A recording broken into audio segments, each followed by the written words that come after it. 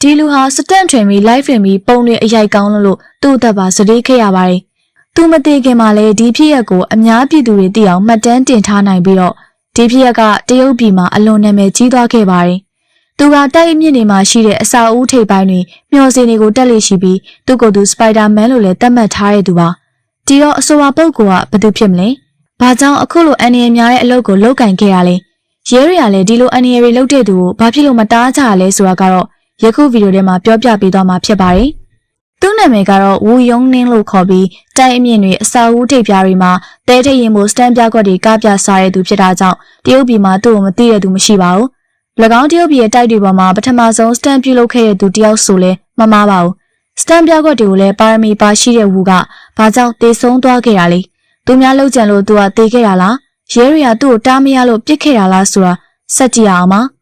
ဝူကငယ်ရွယ်သူပြီးသူ့အသက်ငယ်ငယ်လေးကစပြီးတော့စတန်မင်းသားလုပ်ပြီးဝမ်းရည်ကိုဖြည့်ရှင်းခဲ့တဲ့အပြင်ချစ်ရတဲ့ကောင်မလေးလည်းရှိပါတယ်။တနေ့မှာတော့သူ့ကိုဒီတက်အောင်မြင်ကြော်ကြားလာဖို့ဝူကအခွင့်အလမ်းကောင်းကြီးတစ်ခုကိုရလာခဲ့ပါတယ်။အဲ့ဒါကတော့ဒီဗီဒီယိုမှာပြထားတဲ့အတိုင်းပဲသူ့ရဲ့ထူးခြားတဲ့စတန်ပြကွက်တွေကိုကိုယ်တိုင်ရိုက်ပြီးတော့အွန်လိုင်းမှာစတင်ခဲ့ရကနေသူကကြော်ကြားလာခဲ့ပါတယ်။အန်နီရများတဲ့စတန်တွေအတွက်သူဟာအရင်မြင့်မာတယ်ဆိုတဲ့အစအုံတွေပေါ်မှာဆယ်ဖီဆွဲတယ်။မကြောက်မရွံ့ပဲစတန်တွေလုပ်တယ်။အကာအကွယ်ဘာမှမပါပဲတိုက်စွန်ဖျားတွေမှာလမ်းလျှောက်ပြပါတယ်။သူတို့ပြတာတွေကလည်းအရန်ကိုကြောက်စရာကောင်းပြီးကြောချမ်းစရာလည်းကောင်းလို့နေပါတယ်။လူအများပြားကလည်းသူရဲ့စတန်ပြကွက်တွေကအသက်ကယ်ပစ္စည်းဘာတစ်ခုမှမပါတာကြောင့်စိုးရိမ်စိတ်နဲ့ကြည့်တဲ့သူတွေရှိကြသလိုကဘာတဝန်းကသူတွေကလည်းဘယ်တော့အသက်ဘေးနဲ့ကြုံမလဲဆိုပြီးတော့သိကျင်နေကြပါတယ်။ဒါကြောင့်သူ့ဖြစ်ရက်ကဟိုးလေးတကြောဖြစ်လာပြီးဒဏ်ရိုက်တာတွေသူ့ကိုတားမြစ်တာတွေပါလုပ်ပေမဲ့သူကတော့ဆက်လုံမြဲဖြစ်ပါတယ်။ဘာလို့လဲဆိုတော့သူဒီလိုတဲထိတ်ရင်မိုးတွေလောက်ပြလေလူအများကြားမှာသူက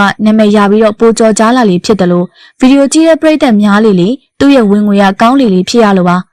ဒါကြောင့်သူဟာမိုးမျှော်တိုက်တွေမှာမကြောက်မရွံ့စတန်တွေလောက်ပြတယ်အဆိုပါကိစ္စတွေမှာအောင်မြင်လေသူကတဖြည်းဖြည်းနဲ့လုံရဲကင်ရဲဖြစ်လာပြီးတော့ယုံကြည်ချက်တွေရလာပါတယ်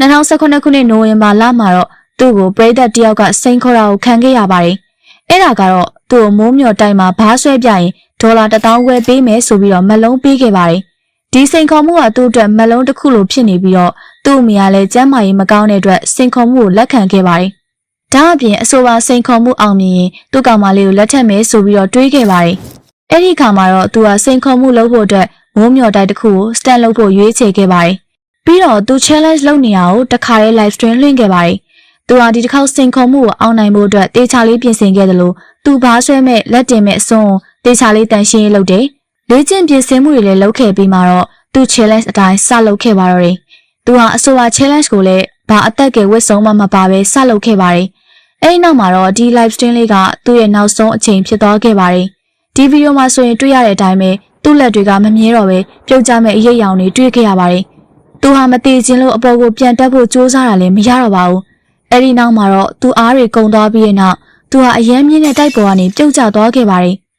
ဝူရဲ့အဖြစ်ကခြောက်ခြားစရာကောင်းပြီးမပြုတ်ကျခင်မှာလေသူအသက်မရှင်တော့ဘူးဆိုတာကိုတွေးမိနေလောက်ပြီးပဲဖြစ်ပါတယ်။ဒီစတက်ကိုမြင်ရဖို့အတွက်တခြားနေရာကနေတက်ထားခဲ့တဲ့ကင်မရာတက်ဆင်ထားခဲ့ပြီးသူပြုတ်ကျခဲ့တဲ့ဗီဒီယိုကိုအစာဆုံးမှာတွေ့ရှိရပါတယ်။ဒီဖြစ်ရက်ကပေကျင်းအာနာပိုင်တွေကြားထဲကိုပြန့်နှံ့သွားခဲ့ပြီးဟိုးလေးတကြော်ဖြစ်သွားတာဖြစ်တာကြောင့်အာနာပိုင်တွေကယခုလိုထုတ်ပြန်ခဲ့ပါတယ်။ထုတ်ပြန်စာမှာတော့ဝူဟာဒီလိုစတက်နေမလုပ်ခင်မှာစတက်ပေါင်း900ကျော်လောက်ကိုလုပ်ခဲ့ပြီးတော့ဒါတွေကို live လွှင့်နေဗီဒီယိုတွေတင်ခဲ့ပြီးအဲ့ဒီကနေဒေါ်လာ8000ကျော်လောက်ရှာနိုင်ခဲ့တယ်။အစိုးရတွေကလည်းဒီလိုမျိုးတွေဖြစ်မှာစိုးလို့သူ့ကိုအမျိုးမျိုးတန်ရိုက်ခဲ့တယ်။ဒါပေမဲ့သူကဆက်လုံနေတော့မှပဲဆိုပြီးတော့ပြောကြားခဲ့တယ်လို့45ပေကပြုတ်ကျကြခြင်းမှာပဲသူသေဆုံးသွားခဲ့တယ်ဆိုပြီးတော့သတင်းထုတ်ပြန်ခဲ့ပါတယ်။ဟုတ်ကဲ့ပါ။ဒီဖြစ်ရပ်ကိုကြည့်ပြီးတော့လူအများစုတွေကကိုအထင်ကြီးပြီးလှုပ်ချင်တိုင်းလှုပ်မယ်ဆိုရင်တကွေးမဟုတ်တကွေးဒုက္ခရောက်နိုင်ပြီးတော့အသက်သေဆုံးတဲ့အထိဖြစ်သွားနိုင်ပါတယ်။နောက်လာမယ့်အစီအစဉ်တွေမှာလည်းအခုလိုစိတ်ဝင်စားစရာကောင်းတဲ့အကြောင်းတွေကိုထပ်မံတင်ဆက်ပေးသွားမှာဖြစ်တာကြောင့် channel လေးကို like and subscribe လုပ်ပေးသွားလို့ရပါတယ်။အဆုံးထိအားပေးကြတဲ့အတွက်ကျေးဇူးတင်ပါတယ်ရှင်။